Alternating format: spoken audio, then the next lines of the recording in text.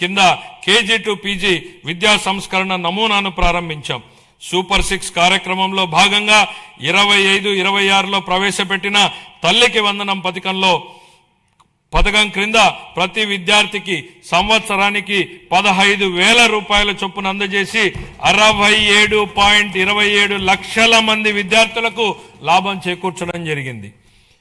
పరిపాలనా పారదర్శకతను mega parent teacher సమావేశాలు, పాఠశాల స్టార్ రేటింగ్ వ్యవస్థ, సమాజ భాగస్వామ్యం ద్వారా బలోపేతం చేశాం.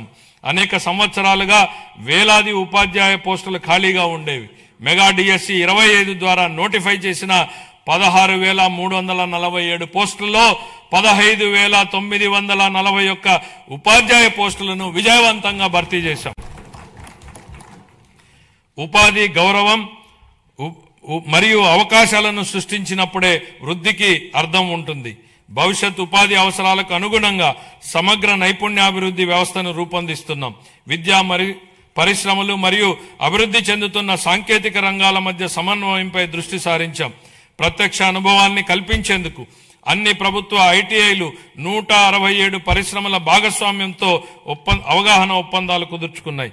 ఈ ఆర్థిక సంవత్సరంలో 9,188 మంది శిక్షణార్థులు పరిశ్రమల్లో ప్రత్యక్ష శిక్షణ పొందగా ప్రభుత్వ ఐటీఐ విద్యార్థుల్లో 98% మందికి నియామకాలు లేదా అప్రెంటిస్ అవకాశాలు పొందారు.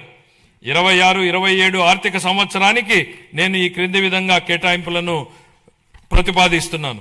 పాఠశాల విద్యాశాఖకు 32,308 కోట్ల రూపాయలు, అందులో ప్రజా పాఠశాలల మౌలిక వసతుల సమగ్రాభివృద్ధికి 1,500 కోట్లు, ఉన్నత విద్యాశాఖకు 2,567 కోట్లు, నైపుణ్యాభివృద్ధి మరియు శిక్షణ శాఖకు 1,232 కోట్లు, పంచాయతీరాజ్ మరియు గ్రామీణాభివృద్ధి